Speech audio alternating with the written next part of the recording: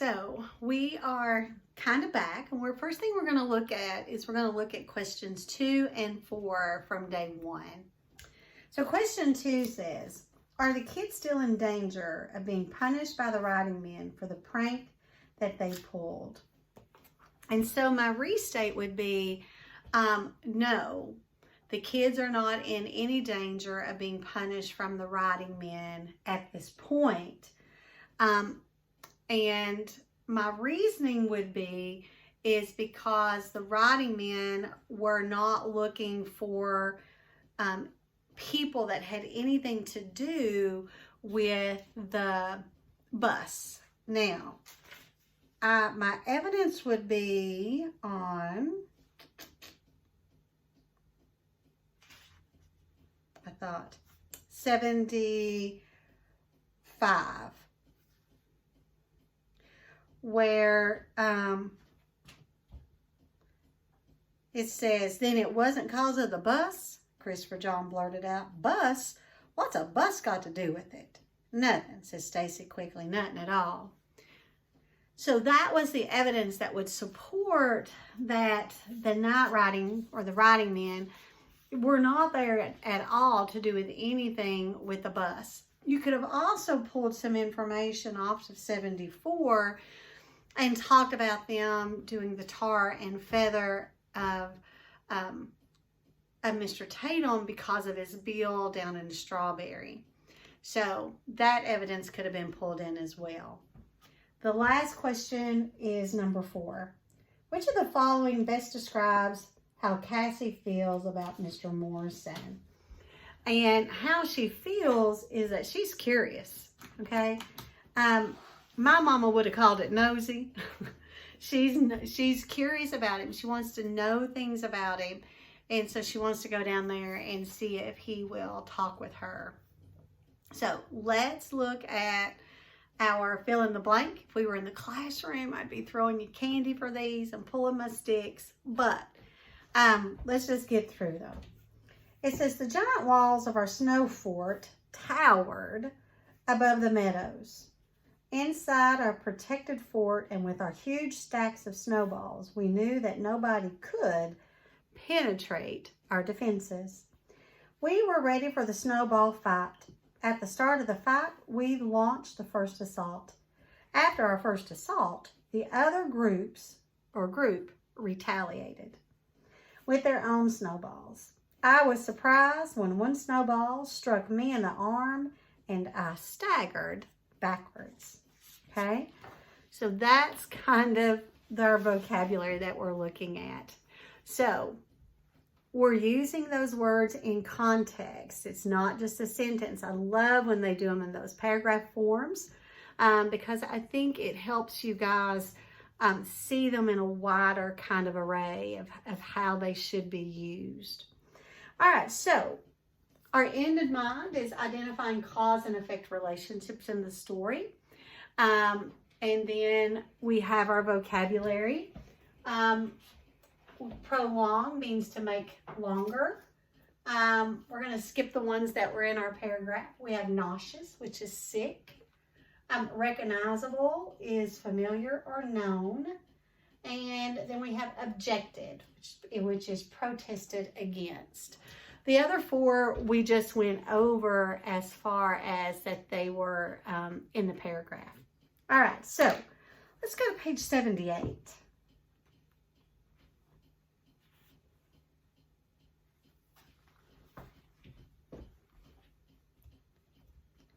I sure wouldn't want that big old man staying at my place, said TJ on the way to school.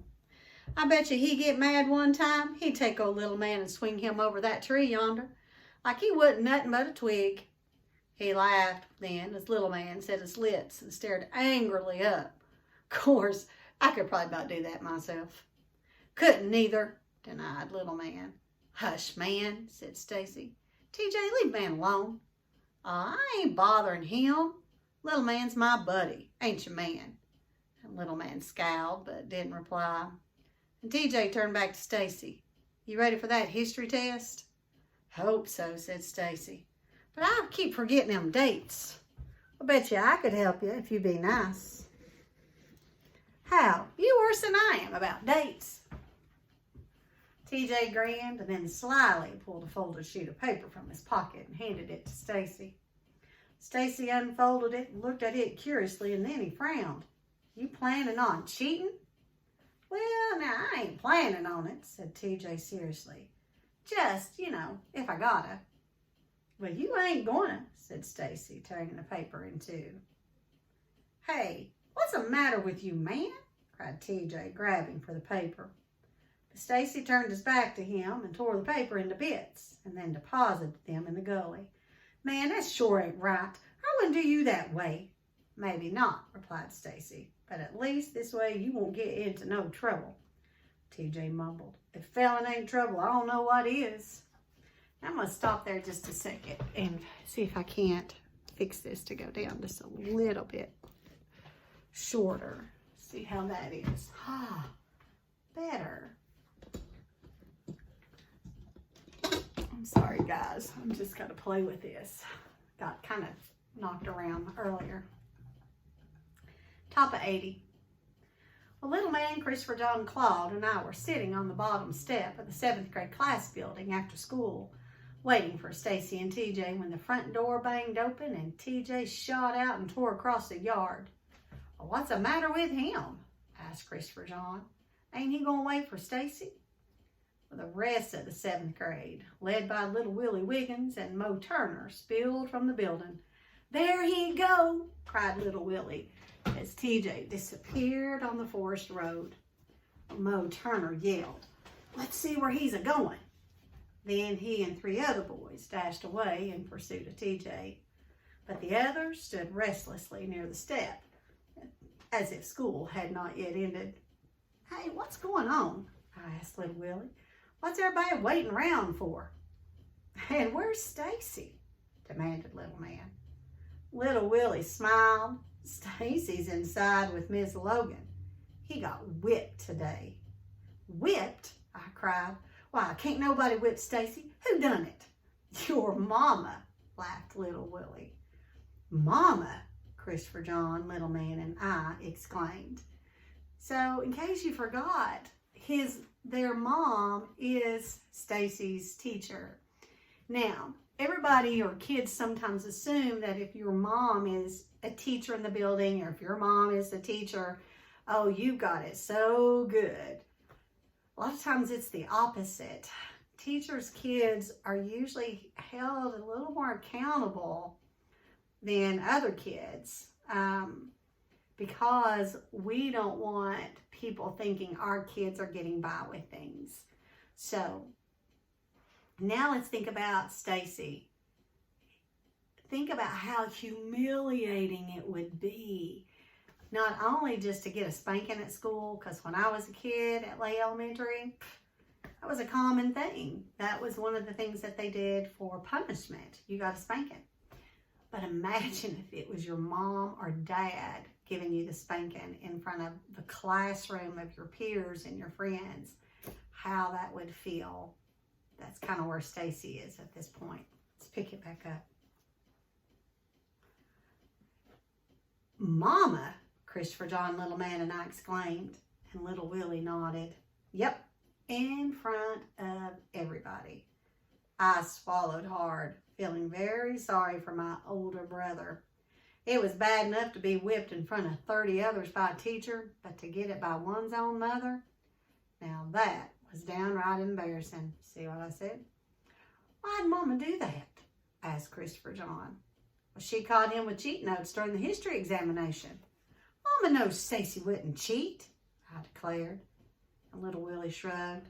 Well, whether she knew it or not, she sure enough whipped him. Of course now, she gave him a chance to get out of it when he said he wasn't cheating, and she asked him how he got them cheat notes. But Stacy, he wouldn't tell on old TJ. And you know good and well old TJ wasn't about to say them notes was his. Cheat notes. But how'd TJ get cheat notes? Stacy got rid of them things this morning. Now, if I'm keeping my end in mind in the front of my mind, as I'm supposed to do, and I think about identifying a cause and effect relationship in the story, I can identify one here.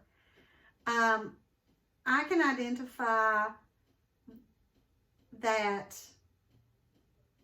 about why Stacy's mom gave him a whipping and not TJ. So the cause is Stacy would not rat his friend out. He wasn't going to tell on him. And the effect of that was he got the spanking. And so I'm just going to be honest. I don't think I'm taking a whipping for anybody. You can call me whatever you want to, but I'm not taking a whipping for you. I'm not going to jail for you. I'm going to rat you out. That's just how I am. Because if you were my friend, you wouldn't let me take the whipping for you. You would fess up. That's just fact. So, cause and effect relationship here is because Stacy wouldn't tell on TJ, the effect of that was he had to take the punishment. All right, let's keep going though. Oh. Yeah, I guess keep reading. Sorry. Sometimes I got to ask myself, where am I at? Well, come noontime though, replied Little Willie. TJ was in them woods busy writing himself another set. Me and Mo seen him. Well, what the devil was Stacy doing with him? Well, we was in the middle of the examination, and old TJ slips out these cheat notes. Me and Clarence here was sitting right behind him, and TJ and seen the whole thing. Stacy was sitting right side of TJ, and when he seen them notes, he motioned TJ to put them away. Well, at first, TJ wouldn't do it, but then he seen Miss Logan starting toward him, and he slipped Stacy the notes. Well, Stacy didn't see Miss Logan coming when he took them notes, and by the time he saw her, it was too late to get rid of them. Wasn't nothing Miss Logan could do but whip him, failed him too. And old TJ just sat there and ain't said a word, interjected Clarence, laughing. But knowing Stacy, I bet you old TJ ain't going to get away with it, chuckled Little Willie. And TJ know it too. That's why he lit out of here like he done. And I bet you, hey, Stacy. Everyone turned as Stacy bounded down the steps. His square face was unsmiling. There was no anger in his voice when he asked quietly, anybody seen TJ? All the students answered at once, indicating that TJ had headed west toward home, then surrounded Stacy as he started across the lawn. Christopher John, Little Man, Claude, and I, we followed. When we reached the crossroads, Mo Turner was waiting. TJ went down to the Wallace store, he announced. Stacy stopped, and so did everyone else.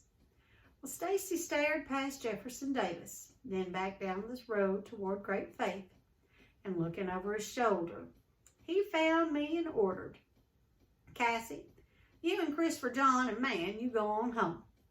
You come too, I said, afraid of where he was going. Got something to take care of first, he said, walking away. Mama gonna take care of you too, I hollered at him. You know she said we wasn't to go down there, and she find out she gonna wear you out again. Papa too. But Stacy did not come back. And for a moment, Little Man, Christopher John, Claude, and I stood watching Stacy and the others heading swiftly northward. Then Little Man said, I'm gonna see what he gonna do. I don't, declared Christopher John. Come on, I said, starting after Stacy with Little Man and Claude beside me. I don't want no whipping, objected Christopher John, standing alone in the crossroads. But when he saw that we were not coming back, he puffed to join us, grumbling all the while. Well, the Wallace store stood almost a half a mile beyond Jefferson Davis, on a triangular lot that faced the Soldiers Bridge crossroads. Once the Granger Plantation store, it had been run by the Wallaces for as long as I could remember, and most of the people within the 40-mile stretch between Smellens Creek and Strawberry stopped there. The other three corners of the crossroads were forest land, black and dense. The store consisted of a small building with a gas pump in front and a storage house in back. Beyond the store against the forest edge were 2 gray clapboard houses and a small garden, but there were no fields. The Wallaces did not farm. Well, Stacy and the other students were standing in the doorway of the store when little man, Christopher John, Claude, and I ran up. We squeezed through so we could see inside. A man we all knew was Caleb Wallace stood behind the counter, and a few other men sat around a stove playing checkers, and Jeremy's older brothers, R.W. and Melvin, who had dropped out of school long ago, leaned sleepy-eyed against the counter, staring at us. All right, so let's break our questions down real quick. Let's grab a pencil. Number 1 says, give evidence from the text that supports the conclusion that the Wallace store is not a good place for the kids to be. So you want to remember this is from today's reading that we're getting ready to do right now. So your evidence is going to come from pages 84 to 89, okay? 84 to 89. You can't use background knowledge. It wants textual evidence. Question 2. Why does Stacy punch TJ?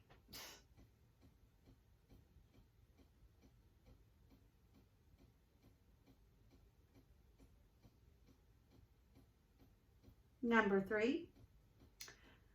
Think about Mr. Morrison's actions during and after the fight between TJ and Stacy. What do his actions tell you about him? And then it says explain your answer, okay? And 4. Big Ma thinks Mr. Granger is what?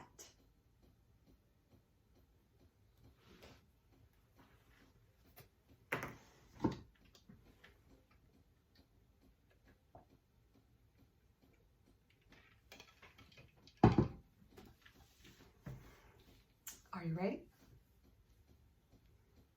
I want to see how in-depth this gets. We already know that Stacy punches TJ, but I'd like to see, does it get more involved? Y'all go on to the back, said Caleb Wallace. Listen, you want to buy something. Mr. Dewberry got the music going already. Well, as we turned away from the entrance, Melvin Sims said, just look at all the little ends coming to dance. And the laughter of the men filled the room. Christopher John tugged at my arm. I don't like this place, Cassie. Let's go on home. We can't leave without Stacy, I said. Music beckoned from the storage room where Dewberry Wallace was placing round brown bottles on a small table as we crowded in. Aside from the table, there was no furniture there in the room. Boxes lined the walls and the central floor had been cleared for dancing.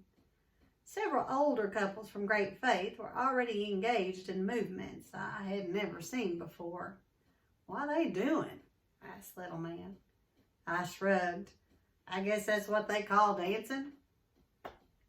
There he goes, someone shouted as the back door of the storeroom slammed shut.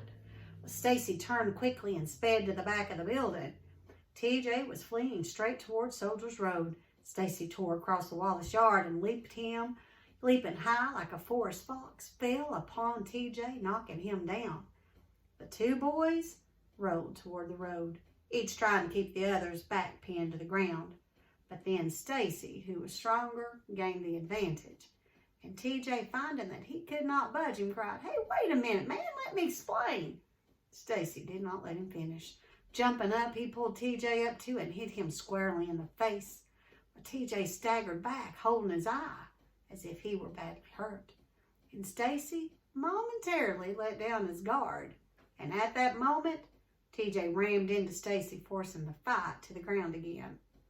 Well, Little Man, Christopher John, and I, with the others, circled the fighters, chanting loudly as they rolled back and forth, punching at each other. All of us were so engrossed in the battle that no one saw a mule wagon halt on the road and a giant man step out.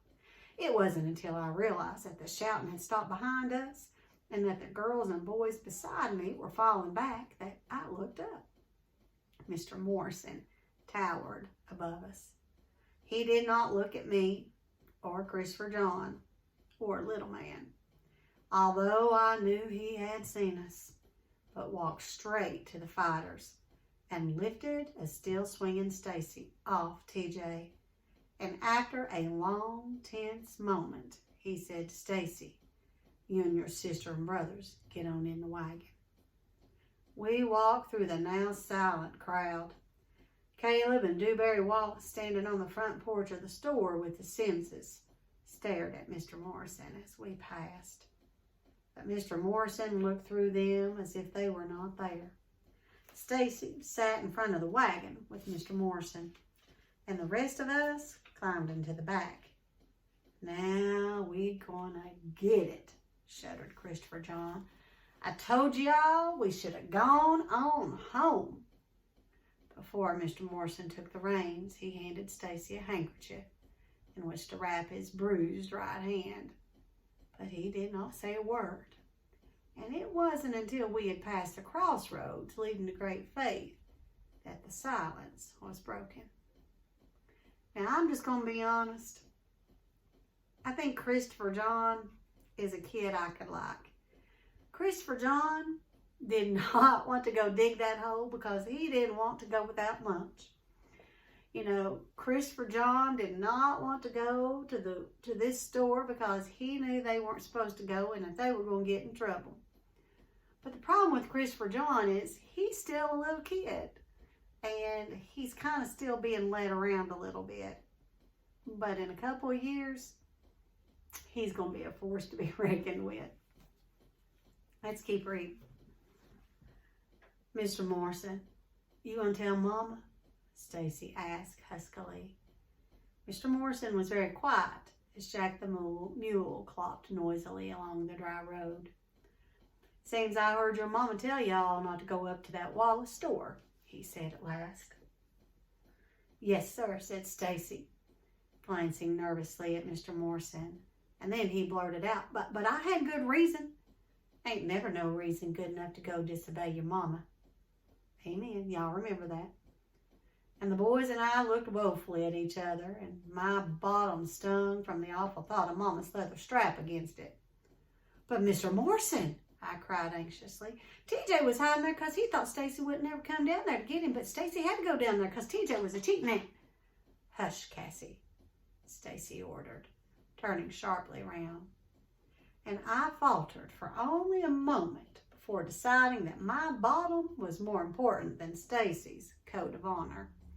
And Stacy had to take the blame for it, and Mama whipped him right in front of God and everybody. Only the truth had been disclosed. Once the truth had been disclosed, I waited with dry throat and a nauseous stomach. It's one of our words, sick. She was feeling sick. And I waited for Mr. Morrison to say something. And when he did, all of us strained tensely forward. "I ain't gonna tell her," he said quietly. Christopher John, he sighed with relief. "Ain't going down there no more neither," he promised. Little Man and I agreed. But Stacy stared long and hard at Mr. Morrison. "How come, Mr. Morrison?" he asked. "How come you ain't gonna tell Mama?" Mr. Morrison slowed Jack as we turned into the road leading home. "'Cause I'm leaving it up to you to tell her." "What?" we exclaimed together. "Sometimes a person's gotta fight," he said slowly. "But that store ain't the place to be doing it. From what I hear, folks like them Wallaces got no respect at all for colored folk, and they just think it's funny when we fight each other.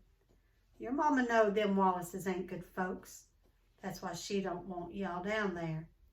Y'all owe it to her and yourselves to tell her. But I'm going to leave it up to y'all to decide." Stacy nodded thoughtfully and wound the handkerchief tighter around his wounded hand.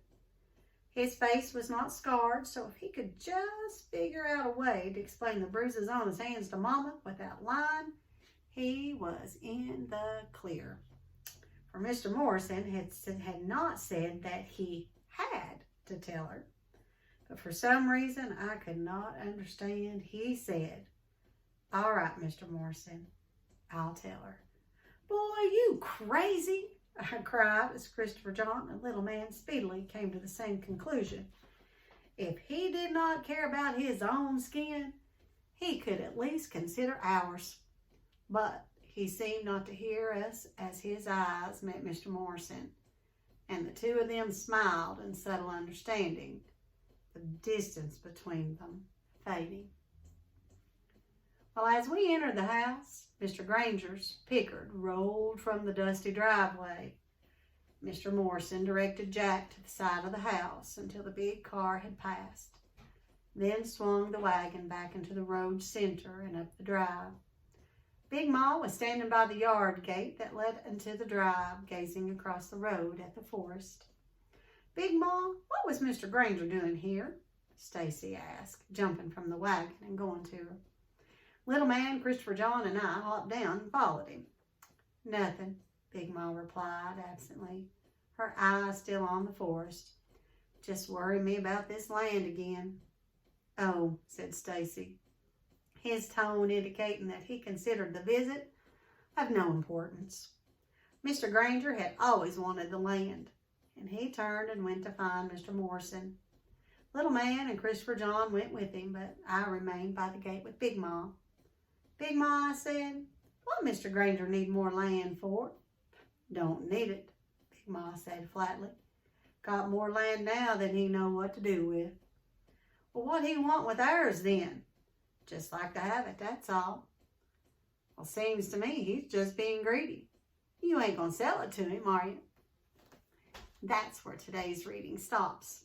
Now, you are going to be doing questions 1 through 4 in your journal, as well as, no, that's it. Questions 1 through 4. When I'm looking at these, I think when I think about question 1, no, I'm just going to be quiet. 1 and 4 is what you're doing. So that's all we're doing for today. See you back here in a moment.